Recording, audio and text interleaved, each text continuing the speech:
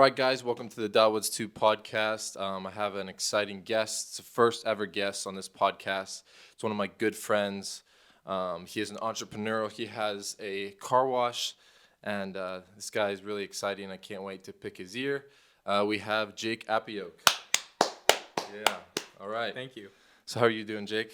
I'm good, and I just want to start off by saying to you, thank you for having this podcast and having us out. And I think it's really cool what you're doing here, talking to some brothers in Christ and just going to share some stories, have a little conversation.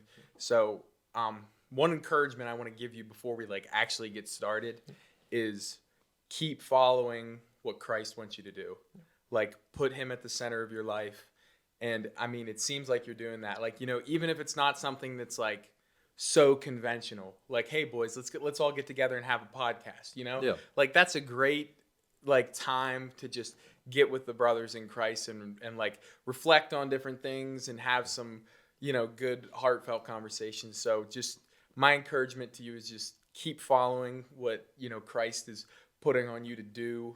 And I mean, you're doing a great job at that. And I know when you go to college here in a week, right? Yeah, I leave on Thursday. Coming up fast, that you're going to keep doing that. So just thank you. Yeah, I appreciate that. It's I've had a passion for this, not specifically podcasts, but just content and just reaching the world through my friends. Even there's ears to pick and a lot of information you can get just from quote unquote normal people. So I wanted to start off really with your life and the way you've taken the route. I know there's a lot of people, you go to college, some people go to tech school, some people don't go to any formal school like that at all. So how has your journey been just from high school into the position you are at now? Yeah, so I mean, I think the group of guys that you got together is really cool because, we're going to see a lot of different angles of what there is and different things.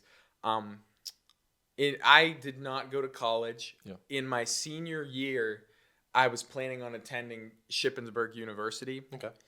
And different things happened in my life. And, I mean, there was a lot of reflection and prayer on which way I should go. But I ended up taking a manager position at Washworks. Okay. And I do that. And also I'm a auto mechanic currently too. Yeah. So my statement to people who are seeing which way they should go is, first off, circumstances. You know what I mean? Mm-hmm. You got to see what's out there. If your plans to go to college, but the job that you want after college becomes available beforehand, I mean, my gosh, you might as well take it, right? Yeah. That's what I'm saying.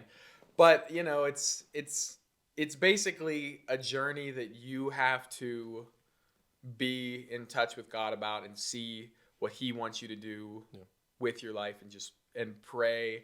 And if you're faithful to that, He's going to show you what He wants you to do.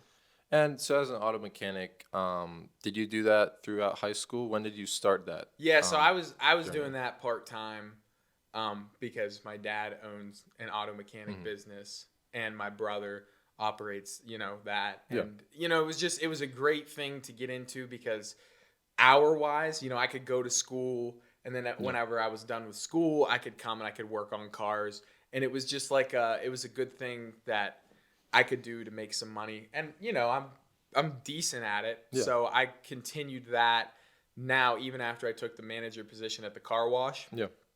And which working towards ownership of the car wash is the ultimate goal. Mm-hmm.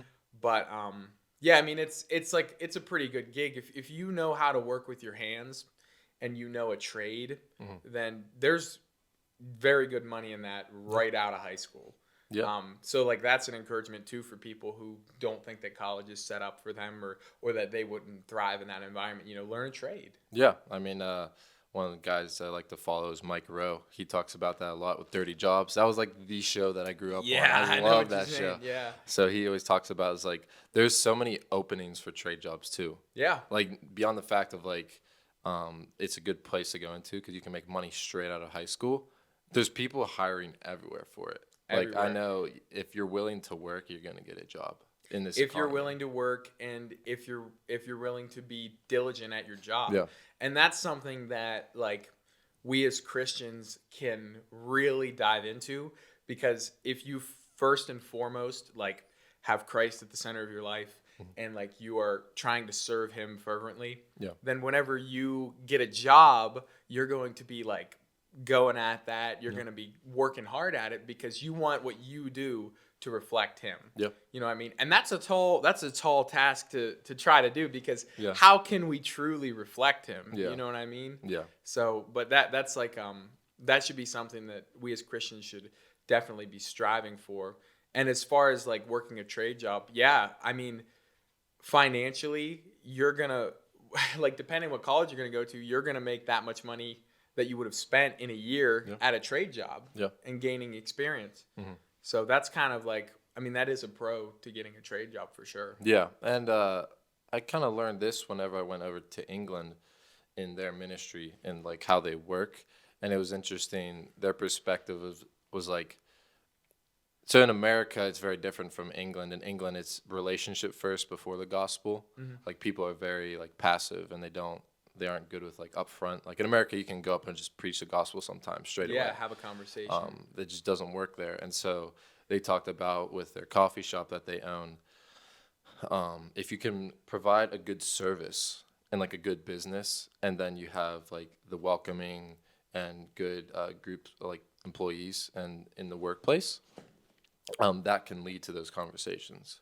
Because like people are pretty curious generally. So you start with that good product, that good service, and they're like, man, this is really great. I want to learn more about these people. And then it leads into that.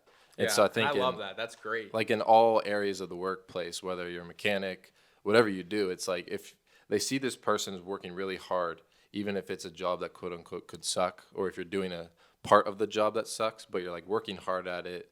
You don't always have to have a smile on your face, but like you have a good heart about it. People will be like, what's different? Like why is he like that? Like nobody likes that. Why is this guy like okay with it? Exactly. So I think that's a big part of it. Being a Christian in the workplace is, you might not be like working on a car and preaching the gospel to somebody, but just in the mannerisms in which you act, it can portray him. Absolutely. For sure. And that is truly what like it's all about. You know what I mean? Like whether that's your path, that you're gonna go to a trade school or learn a trade as an apprentice and work that, or you're gonna go to college. That is the ultimate goal, is that people can see Christ in us. That really is. Yeah. So one thing I wanted to jump on with the car wash is, how do you feel with mod wash up in there? How's that going? No, it's actually going really well. So we were a little concerned because when they're opening a $4 million car wash less than a quarter mile from your current location, that can be a little overwhelming. Their business model is significantly different than ours, though. Okay. We are more catered to, I mean, so they have a membership function. Okay. Allows you to wash your car a set amount of times a month for a set amount of money. We also have that function. But that is not the sole basis of our business. Okay. Because we got self-serve bays and dog wash and like all these different things that's like more catered to people who aren't going to wash their car 10, 15 times in a month. You know, somebody who just wants to wash their car once a month is going to come to ours price-wise over theirs. And one thing that I kind of noticed is we haven't slowed down. Oh, really? Like this new car wash comes in and they're busy. They are busy. But statistically, our numbers at a growth rate like we have been having between like 2020, 2021, 2022, our growth rate has not continued at the rate it was going at, but we've still seen growth since last year. Okay. Which any growth is a huge win in that situation. Yeah. And the thing that I kind of accredit it to is I feel like people that, and it's almost like this with a coffee shop too, because you notice how, for example, in Indiana, there's like 8 coffee shops. Yeah. And they are opening another one, Aroma Joe's. Literally, like they just like keep putting them in. And the thing is like, it's not like anybody's going under because of it. So I think the thing is like people find what they like. Yeah. And then like, for example, they put that Aroma Joe's in. you drive by Aroma Joe's, you're like, oh yeah, coffee. I like coffee. And then you stop at your favorite coffee shop. For example, exactly. people drive by Mod Wash. They're like, oh yeah, car wash. And the one I like's right here. And then they go there. You know what I mean? Yeah. So it's kind of just like, oh yeah, car wash. Let's get a car wash. So then they go get their car wash. Yeah. So, I mean, I'm very pleased with the way we've been able to handle like that transition of having a major chain car wash, because essentially they're the McDonald's of car washes. Yeah, they are. They're all over like the country pretty much. Yeah. And it's more, I don't think people really understand it, but I mean, obviously it's a car wash, but it's a real estate investment. Yeah. The owners of Mod Wash are real estate agents. Yeah. And real estate investors, and they're, buying property, putting car washes in and getting tax breaks and stuff like that. So they're just slamming them in. Yep. But one thing we like to do at Washworks is like we want to keep a clean wash. We want to keep the service there, like great when you go there, somebody's there to help you. Yeah. And make sure everything works, because and then another thing was like we like to give back to the community with different sponsorships and things that we do. Yeah. And there's going to be more of that coming up in the future too. But I just feel like if you stay connected with the community and you strive to be the greatest that you can be, then people will respect that. Yeah, being a business in the community is big. Like I think the sentiment of shopping small business has grown. Like it's been pushed, and people do really connect with that. And it's really nice to see like you didn't lose any clientele. Like there was no loss. It was just maybe a stunt in growth, but then that's like people realize what they want. It's like Mod Wash doesn't have these things. Mod Wash does have these things. It's like whatever people enjoy. And you're closer to like the actual heart of Indiana than Mod Wash is. Yeah. So they are closer where the old Ponderosa building was. Is where they're located at. And we're across from the Rustic Lodge. So I mean, if you're coming from that side of town, you would have to drive past our wash to get to that wash. Yeah. Now, opposite way, if you're coming from outside of Indiana on the Walmart side, coming back that way, then you'd have to drive past theirs. But we are in the heart of Indiana, and they actually just put a giant sidewalk in front of our... Yeah, I saw that. Are they done with all the construction? Like, they've had cones there forever. It's been a while. I know they have. Yeah. So the initial project was supposed to be 2 years and I believe $4 million, $5 million, something like that. And it's looking more like they're to the point now where it's 4 years, $11 million. So they're really like stretching that out.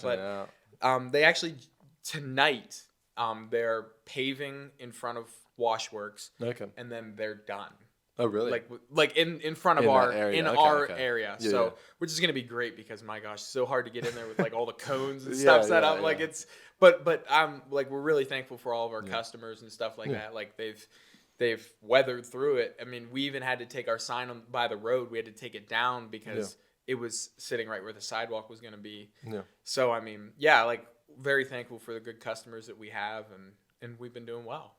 Yeah. Yeah. And then about sponsors, you have a Indiana County Church Basketball League you guys have been running. How's that been going for you? Yeah. I mean, it's been fantastic. So, We've been tossing up this idea, me and my friend Isaiah, which you'll be talking to him later. Yep. So make sure you tune into that podcast also. But we were tossing like the idea around, and finally this year we decided to get the ball rolling on it. And we're trying to do it right. Like we're doing it legit as possible, like with what we have. We have a website that you can check it out. It's Indiana County Church Basketball League.com. Shameless plug. Yep. And you can check it out on there. And we filed for our nonprofit form. Okay. Because all proceeds that the basketball league makes will be donated to a missions work of some kind. And this year, because of generous donations and sponsors, we have $500 that we'll be donating at the end of the season. And next year, hopefully being a nonprofit organization will like make that growth go up even more. Mm-hmm. Like this year was 500. Next year, we're hoping that we can donate 1,000. Yeah. Yeah. Especially this is first year. There's 6 teams? Yeah, there's 6 teams. 6 teams.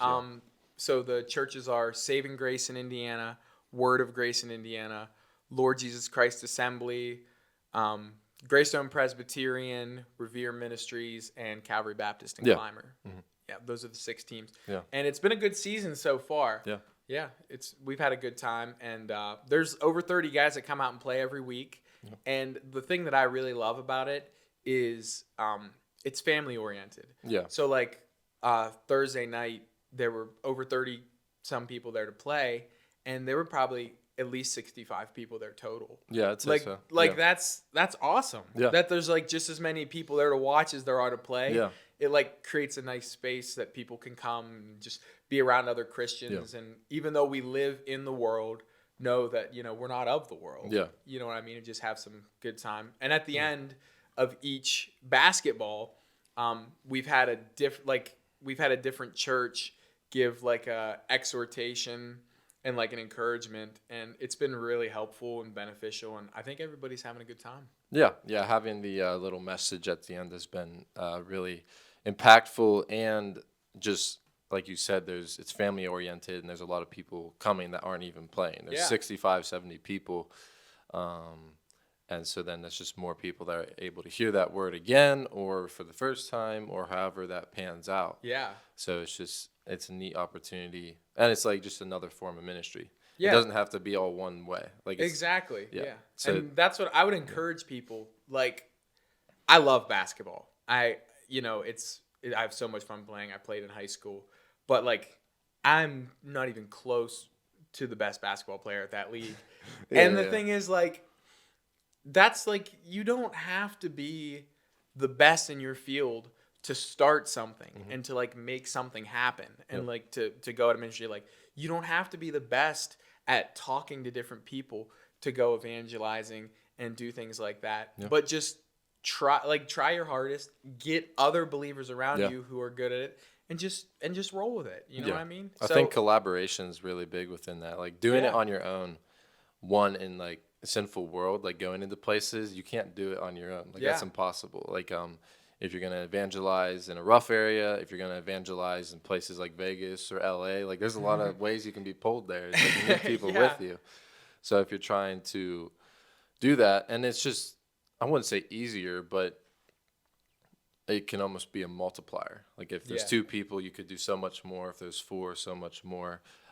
Just having the collaboration of multiple believers is really helpful within that. And I found that even with like my video stuff.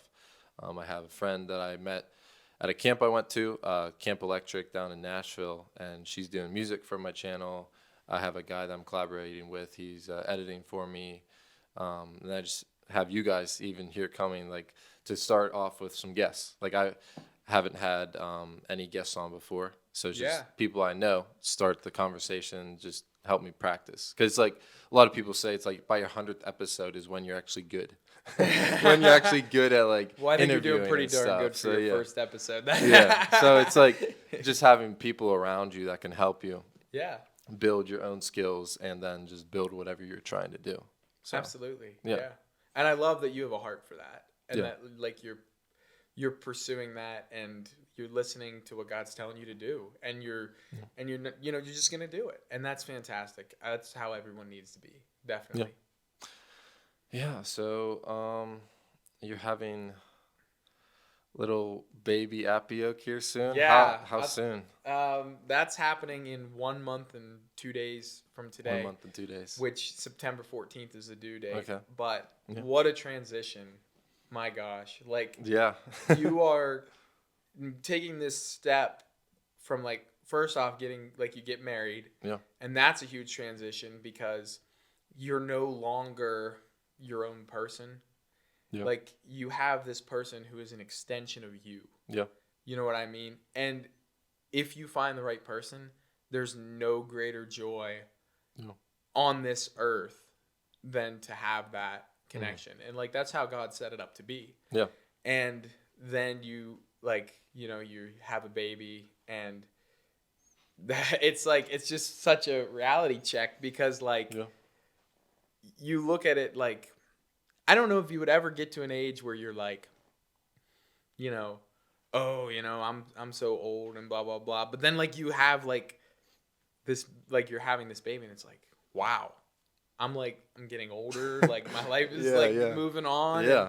And it's just cool. Like I'm excited for the next chapter of our life because now even more so what I do is going to directly affect another life, multiple lives, but like another one like ultimately. Yeah. Because like what I do that reflects on like the baby. Yeah. You know, so it's like it is a big change, but I'm so thrilled and so blessed that God's given us this opportunity. Yeah, it's a big responsibility. Obviously, it's a human life. Yeah. A little one that can't do much. I mean, it needs you, and that's and it's like, yeah, it's interesting, especially in like the modern world. Like responsibility is a tough thing, even a tough subject. Sometimes people are like, I don't want that. I don't want responsibility, and so just those people who are willing and wanting to do that. Yeah, that's a big thing. And just even having kids, like people don't want to have as many kids anymore. It's like exactly. Some of us have to make up for that. It's like I always envisioned, like I used to be like I want to have like 2, 3, something maybe 4, and I was like, I mean, if I can do more, I would be fine with that now. It's like especially seeing with my family, like I have a lot of friends that don't have a lot of siblings. Like they have one sibling or no siblings, and it's like. That kind of sucks. It's like really lonely. Yeah. It's like, I mean, your parents, I'm sure, are great, but they're parents. They're not siblings. Exactly. So it's like. Yeah, my wife has 8 siblings. She's like in the middle of 9. Yeah. And before this pregnancy, we were always like, we want to have like maybe like 6 kids or something like that. Like it would be great. Yeah. And I asked her the other day, I was like, so how's that 6 looking? And she's like, 6 is turning into 4 real fast. And I was like, oh, maybe we can have a couple twins. And she was like, don't wish that on me. But no, it's great. Like, I mean, and I do love like when I go to her family. I mean, in my family too, I have 2 siblings. Yeah. And it's great. But like you go to a family that you have 8 siblings, and all of them have a significant other. So now you're at 16. It gets parents, big really fast. Yeah. Can you think of what it's going to look like in 20 years when everybody has kids? Yeah. Like you're going to have to rent out like an event hall just to have any sort of function. You know what I'm saying? Yeah. But no, it's really cool. It is definitely. Yeah, and it's like I have 4 siblings, so it's on the bigger side, I'd say, with the average of how many kids people have. Oh yeah, for sure. So yeah, just looking like 20 years ahead, how many do we have? Like how big does it get? It's like there's a lot of families in Indiana where like their grandparents and the spread of cousins. There's like 50, 60, 70 cousins. It's insane. I know. It's a lot of them. So. And another thing that I like about like what we're doing right here right now is I think it's going to be a good example on our kids. Mm-hmm. Like our kids are going to be able to like access this stuff. Like we don't have stuff like this about our parents. No. Like we can't watch them do podcasts at 20 years old, however old, and like talk about life, talk about Christ. Man, Dad was so skinny then. No, pretty much. You know what I'm saying? Yeah. But like, I mean, I think it's cool that. Yeah.